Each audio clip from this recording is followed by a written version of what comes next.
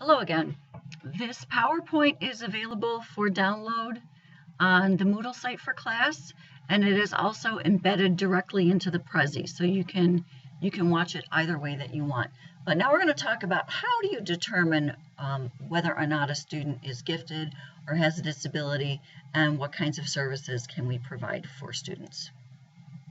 So who are we talking about? We're talking about students with disabilities, and there are specific disability categories in which students must fit in order to qualify for special education services or to be classified as a student with a disability. We're also talking about students who are gifted, and we're talking about a very special population of students that we call twice exceptional.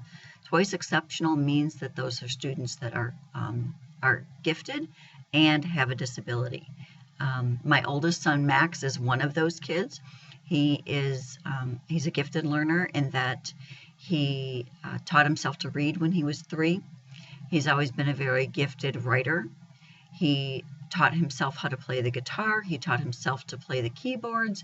He taught himself percussion. He taught himself to write music. He's very gifted in a lot of creative endeavors as well as in the area of literacy. He also has ADHD. So he is what we would call a student who is twice exceptional. The most common combination of a giftedness and disability tends to be either ADD or ADHD or some kind of a learning disability. Sometimes there are students on the autism spectrum who also have the characteristics of students who are gifted as well. According to IDEA, the Individuals with Disabilities Education Act, this was also called the Individuals with Disabilities Education Improvement Act, there are 6 basic principles of this law. This is a federal education law that protects the rights of students with disabilities in school. And one of the principles is called zero reject. That means that school districts are responsible for locating, identifying, and providing services to all eligible students with disabilities. That means the school district cannot say that they will not provide services for students that have specific disabling conditions. Protection and evaluation means that a student has to be evaluated. It needs to be a multifaceted evaluation to determine whether or not that student has a disability and if he or she needs special education services. Not all students with disabilities qualify for special education services. We're going to talk about that in a couple of minutes. Probably the most widely known of the principles of IDEA is what's called FAPE, Free Appropriate Public Education. That means that a student with an identified disability must have an individualized education program that outlines current levels of functioning, what special education services are to be provided in what situations and what settings, as well as individualized goals to help that student progress towards mastery of some content or mastery of some skills. The least restrictive environment is probably the most debated of these 6 principles. The least restrictive environment, the mandate is that we educate students with disabilities with non-disabled students to the maximum extent appropriate.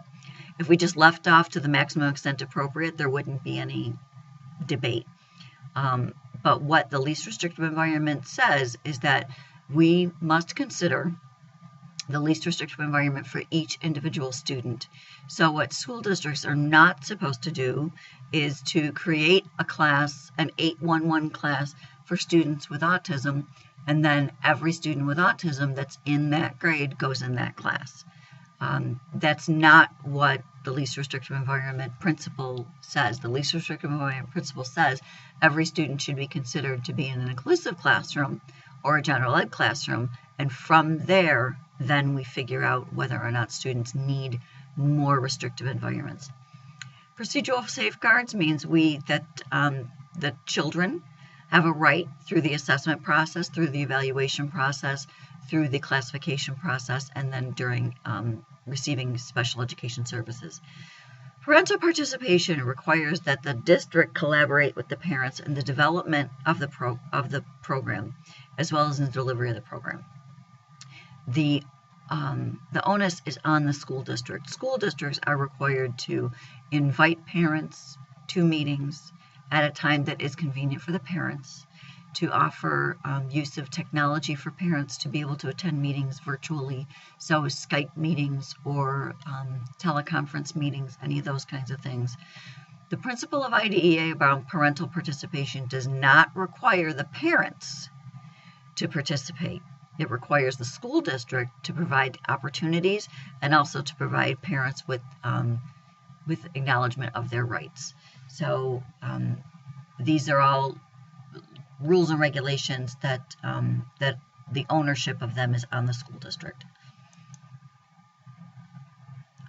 These are the categories of disability in New York State. Autism, and you'll do an activity on autism in the next couple of class sessions. You'll do activities on several categories of disability, but autism is actually, students on the autism spectrum have a wide variety of characteristics and strengths and needs. So to say that a student has autism is really not enough. We need to talk about what the characteristics are. Autism is actually encompasses 5 different disabilities. There's what we call autism, or classic autism, which is characterized by a severe impairment in communication skills, particularly in social communication skills. Some students who have autism don't make eye contact very frequently. They have no structured method of communication that we can understand. They may be communicating in another way, but it's not the verbal language that we can understand. And autism, just for your own information, that word is not capitalized unless it's at the beginning of a sentence. So if you say the word autism in the middle of a sentence, you don't capitalize it. Unlike Asperger's syndrome, which is spelled ASPBERGER,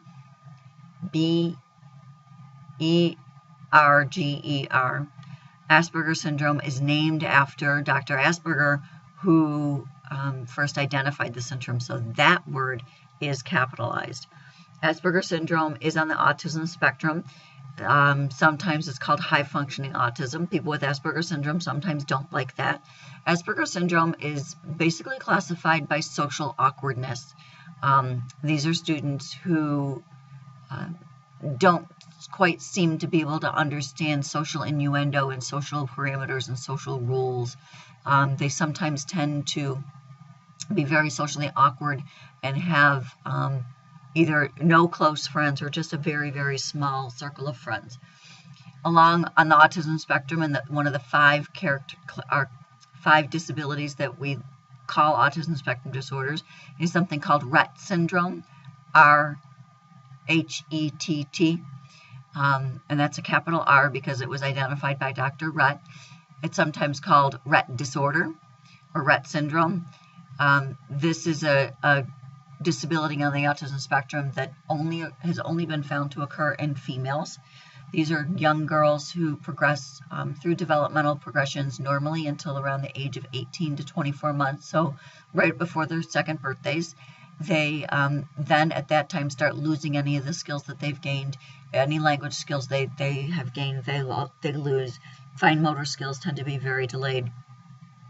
And they become, it's very difficult for them to communicate in any way, shape, or form because they lose their verbal communication, and they also lose the ability to control their hands. They engage in what's called hand wringing, where they will clasp their hands together in front of their chest and kind of pretend to wash their hands. It's very difficult to break up that pattern of motion. They also tend to grind their teeth a lot, and they also walk with what's called an ataxic gait, kind of a hips locked, knees locked, swinging your leg back and forth kind of a walk. There's no known cause for any of these disabilities. Rett syndrome, they have just recently found a genetic marker, so they know where the issue occurs in the genetic makeup, but they're not exactly sure why or how. Deaf, blind, obviously those are students who are deaf and blind, and the deafness and hearing impairment actually fall under 2 different disability categories. Deafness would mean a significant level of hearing loss, and hearing impairment would mean a hearing loss that is so significant that the student needs to have some kind of special education services. They are different because there are different supports and services that those students would need. Students who are deaf need more intensive services. They also need to be taught a way to communicate. Students with a hearing impairment may sometimes, depending on the level of their hearing impairment and the philosophy of the family, may be able to learn to speak. They don't always, but sometimes they can. Intellectual disability is the new word that we use for what we used to call mental retardation. We no longer use that term in the education community. Intellectual disability is measured generally by a sub-average IQ, 2 standard deviations below the mean, as well as deficits in what we call adaptive behaviors. So these are things like life skills, being able to get dressed, being able to feed yourself, being able to organize your calendar, your schedule, pay your bills, those kinds of things. Multiple disabilities is a category in and of itself. That means you have 2 or more of these concurrent disabilities in your that you are impacted by 2 or more of these. The most common would be a learning disability, an ADD or ADHD. Could also be autism and some other disabilities. So there are students who do have multiple disability categories. Could be that a student has an orthopedic impairment like cerebral palsy and an intellectual disability. If a child has multiple disabilities, those specific disabilities should be stated on the child's IEP so that the teacher and the educational team are aware of what kinds of issues the student might have. Other categories are orthopedic impairments. I just kind of mentioned that. Cerebral palsy is probably the most common orthopedic impairment that you would encounter. Muscular dystrophy is another one. A lot of people tend to get muscular dystrophy and multiple sclerosis confused, MD and MS. MD is a disability that occurs in children, primarily boys. MS does not generally occur in children. It generally occurs in 30 to 40-year-old adults, primarily women. Other health impaired. Other health impaired is a category that is used for ADD and ADHD in New York State. That falls under other health impaired. It could also be that you have a student who has some other kind of health impairment that is so significant it impacts on the student's educational progress. So that's the critical thing. It could be a student could have diabetes. That does not necessarily mean that the student would be classified as other health impaired unless the diabetes interferes with the student's learning. It could be that the child has to miss class frequently because they're exposed to illnesses, or it could be that they haven't quite gotten the medication straightened out. For ADD and ADHD, in order to be classified as having other health impairment and get special education services, the disability has to be so significant that it impacts on educational learning. So most students that have ADD or ADHD will not qualify for special education services. Most will just qualify for what's called a Section 504 accommodation class, and those students would need accommodations in class, but probably not the services of a special education teacher. Emotional disturbance is another category of disability. Emotional disturbance that is long-lasting and interferes with learning. A specific learning disability, if a student is classified as having a learning disability, it should specify in which academic areas. The most common area of impact is in the area of literacy. Speech and language impaired, those two are lumped together, but there is really a difference. Speech impairment means that the way the words sound when they're coming out of the child's mouth is impacted. There are many, many young children who get speech services because they have a speech impairment. They may stutter, they may have a lisp, they may not pronounce words properly. And what we found through years of education and research is that if we provide speech services for very young children, we tend to remediate those issues and they go away, and that they no longer need speech services. A language impairment is a little bit different. A language impairment means sometimes that the meaning of the student's language is impaired. So it could be some kind of a central processing problem. It could be students who don't understand the structure and the syntax of sentences. Those students are much rarer than students who get speech services. But generally, if a student gets speech services for speech impairment, those services are eliminated before third grade. A child with a language impairment, that sometimes takes a little bit longer. Traumatic brain injury is a classification in and of itself. You are all well aware of the rising concern about concussions in schools and on sports teams. Traumatic brain injury is a separate category of disability. Students who have experienced a traumatic brain injury and get educational services tend to have an injury that is so significant that it will impact on their education for quite a long time. I had a student when I was teaching at high school in Warsaw who got a traumatic brain injury over the summer. She was involved in a four-wheeler accident, and she was actually pronounced dead in front of her parents twice over the course of a day and a half.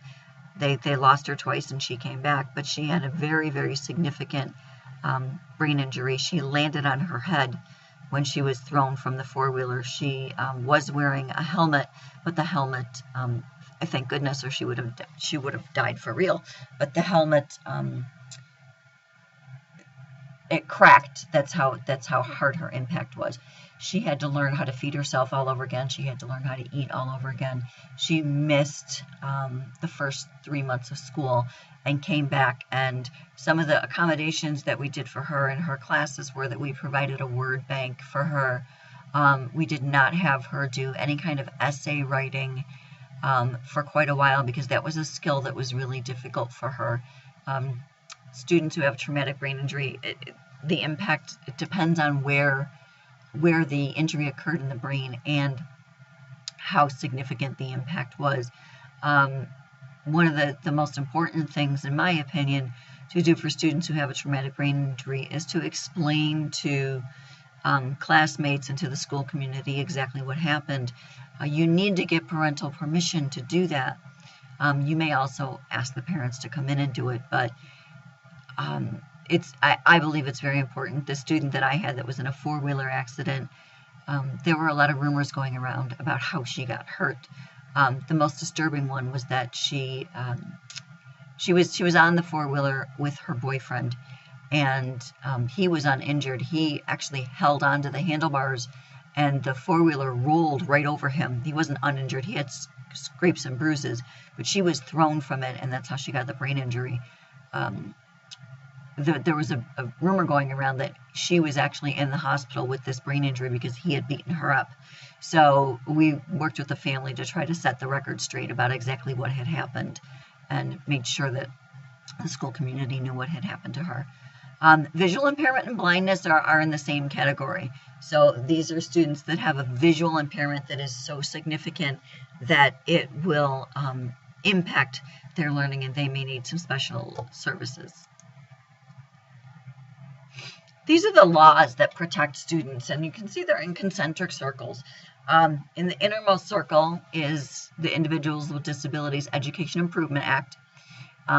That means a student has a classified disability that fits in one of those categories that we just talked about, and they need special education services. In the next circle is 504. That is Section 504 of the Americans with Disabilities Act. And you can see how it's positioned. Section 504 of the Americans with Disabilities Act also protects the students who get special education services under IDEIA. 504 extends beyond school, and it also provides protection for anybody that has a disabling condition, such as ADD or ADHD, but they do not require special education services. In the schools, you have an IEP if you have a disability that's so significant you need special education services. You have a 504 plan or a 504 accommodation plan if you have a disability, but it is not so significant that you need special education services. Things that can go in a 504 plan are things that any teacher can provide, such as a copy of the notes or extra time on a test, or being able to have someone sign off that you have completed your homework. You don't need to be a special education teacher to do any of those things. So that's what 504 protects. Section 504 is also what provides for people who have testing accommodations to get their testing accommodations on things like civil service exams. Or it also ensures that newly built buildings are accessible, and that when new sidewalks are poured in a neighborhood, that there are curb cuts. So 504 is open access, reasonable accommodations for a wide variety of not just academic areas, but community areas as well. In the outermost circle, the No Child Left Behind Act and the Educating,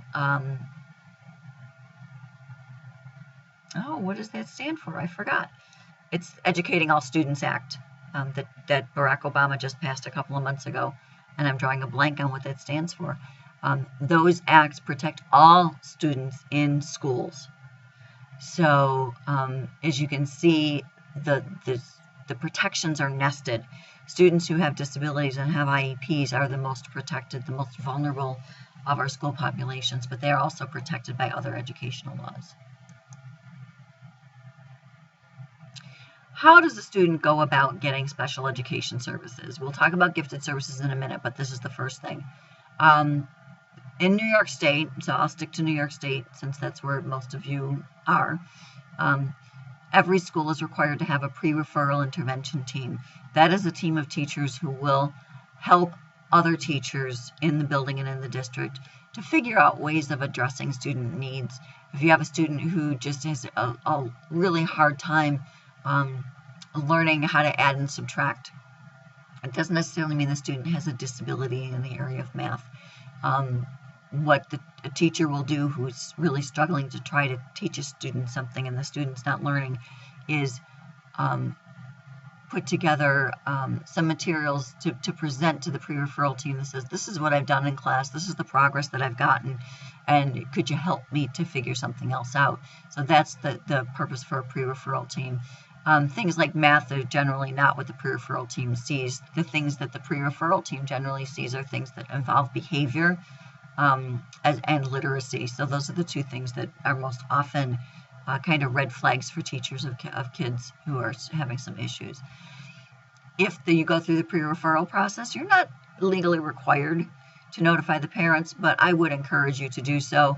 It just makes sense. If a student is having trouble in class, the parents and the family should be your first stop before you go to another team of teachers.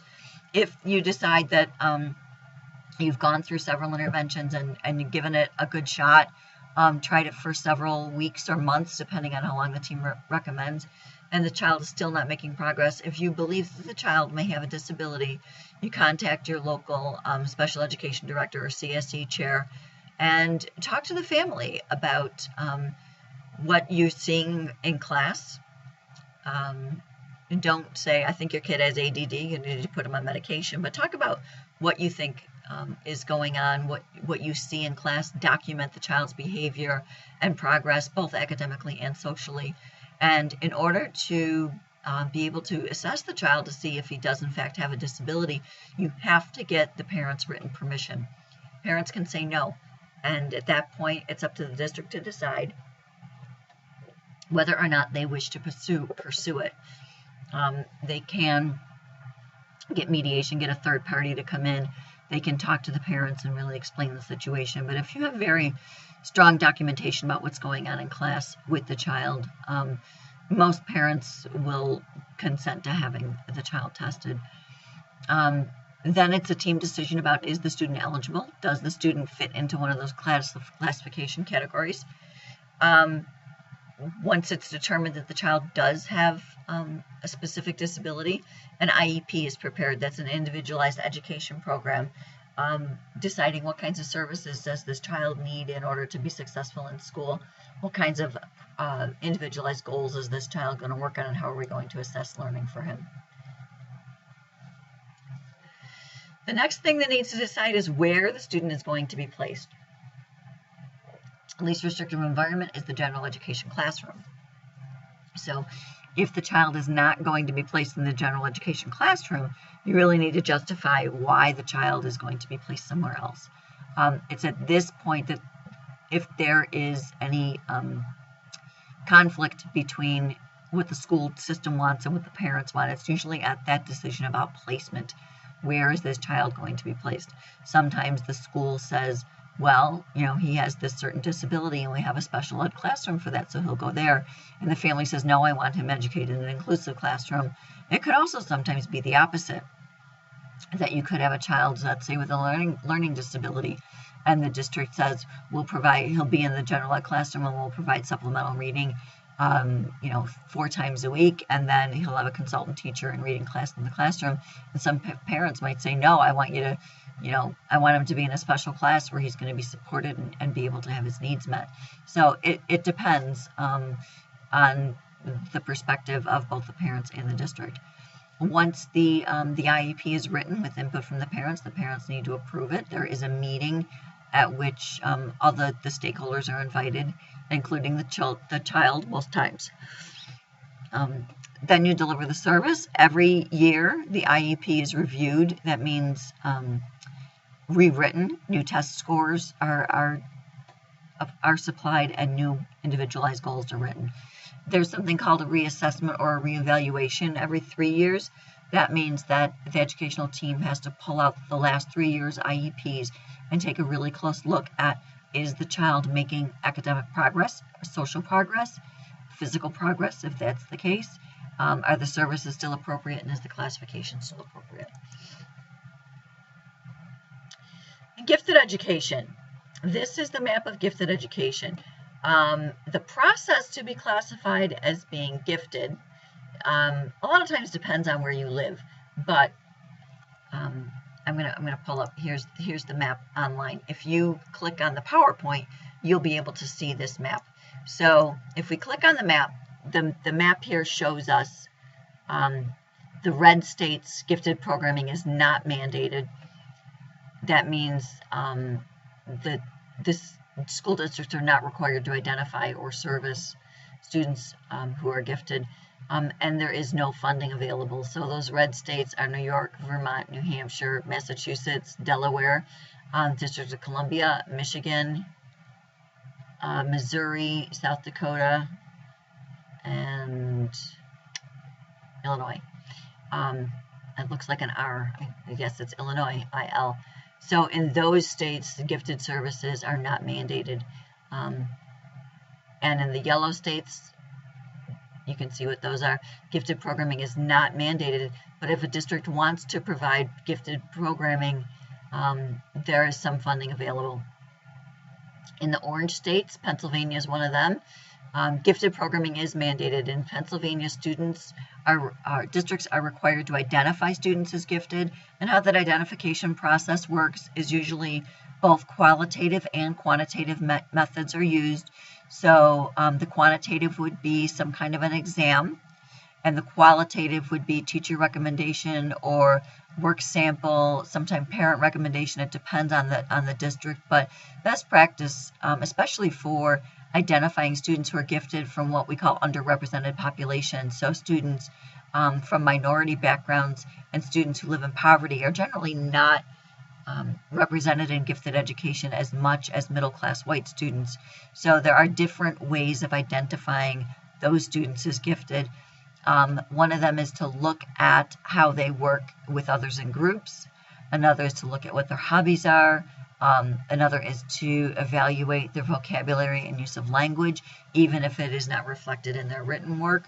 So also to think about artistic giftedness, and musical giftedness is highly beneficial to identifying those marginalized populations.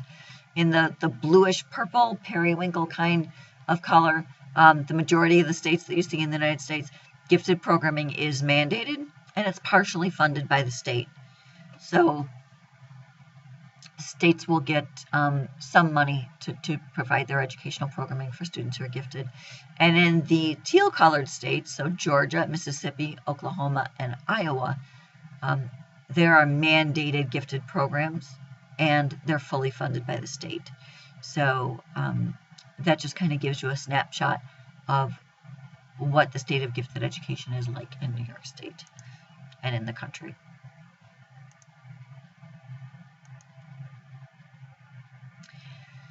Some people seem to get a little bit confused when we talk about gifted. When you hear the term all children are gifted, you should think in your head, no, they're not. All children have gifts, but not every child is gifted. Being gifted means generally that you don't learn the same way everybody else does, and you really should have something that is different to help you to achieve and to succeed. What you have in front of you is the federal definition that's used in No Child Left Behind. I'm not going to read the whole thing. You can read it yourself. But as you see, it's high achievement, and it's in a variety of different areas. It's not just academic gifts.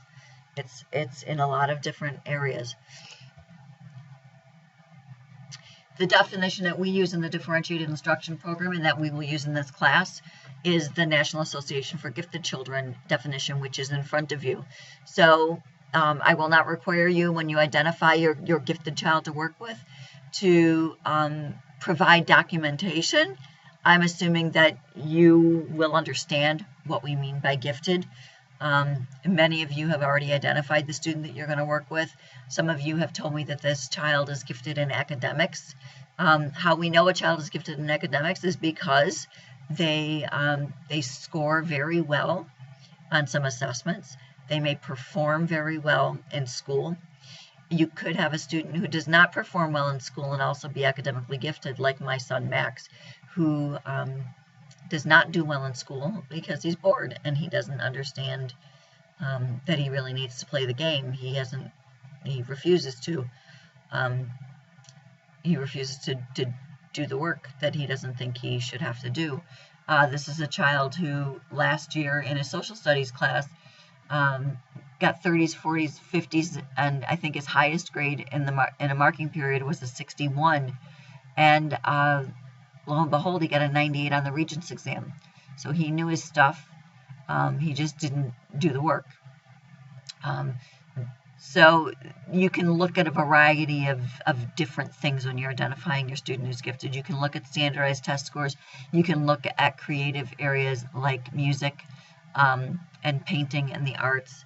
You could have a child who's a voracious reader at a young age, or a child who's gifted in math. What Joe Renzulli, who is the guru of gifted education, says about giftedness is we really need to look at the 3 rings of giftedness.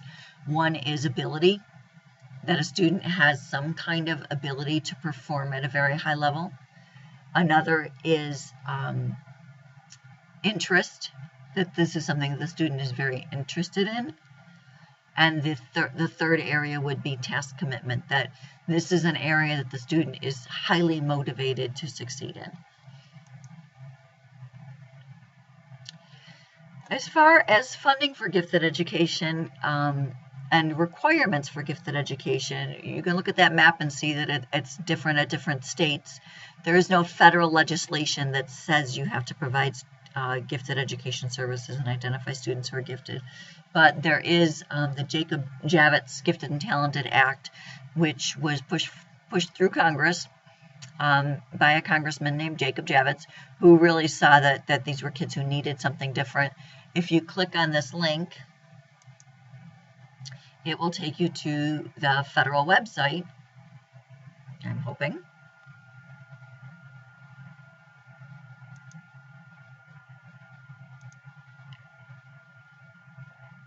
All right, I may need to cut and paste it.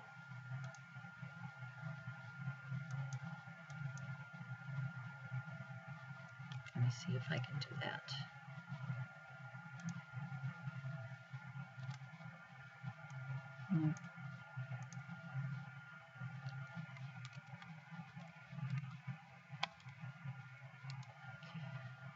Javits Center. Nope, that's not what I want. Javits Act.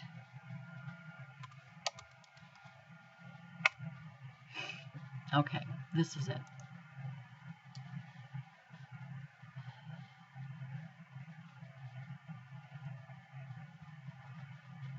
This takes you to the U.S. Department of Education page on gifted programming, and it talks about the purpose of it,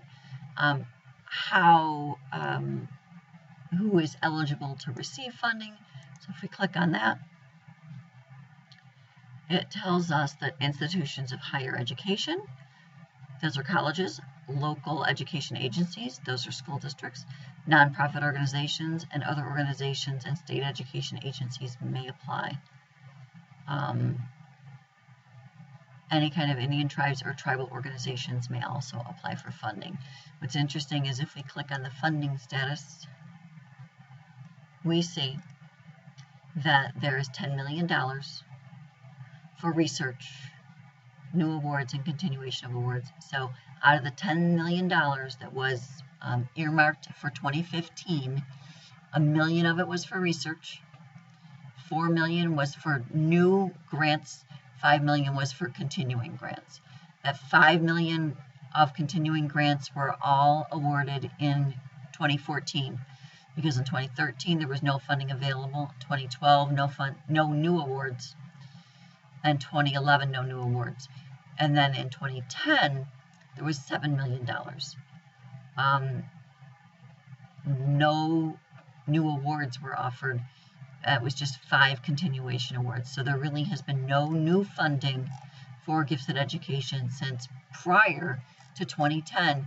It just got re-implemented in 2014.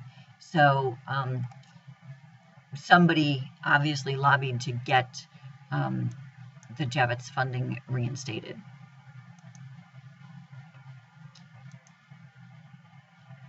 Here are some resources. I'm not going to click on all of them. I'm just going to kind of go over what they will provide for you.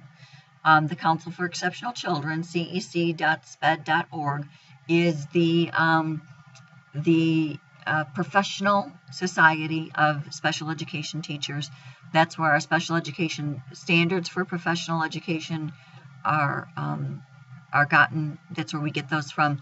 There's a lot of resources there for specific disability categories, laws and regulations. They also have a code of ethics that we adhere to in the differentiated instruction master's program.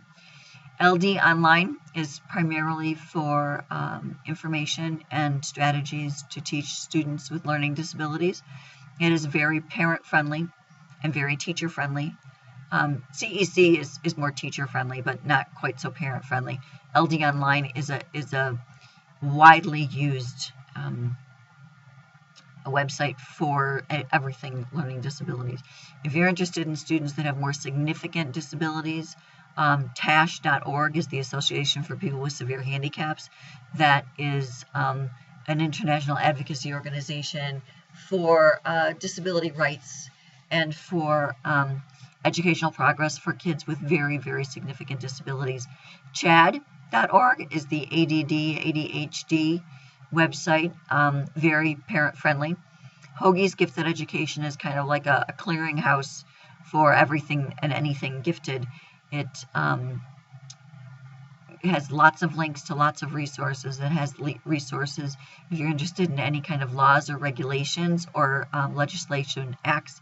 Hoagie's Gifted Education will have them. The National Association for Gifted Children is analogous to CEC. It is the professional organization for gifted education. It's where we get our gifted education standards from, where we get our definition from. There are a lot of resources available for gifted educators on NAGC. And if you're interested in twice exceptional learners, there is a special website just for them. There is a separate field of research on how to teach students who are twice exceptional. And I believe that is it. Okay. Thank you very much for attending class today.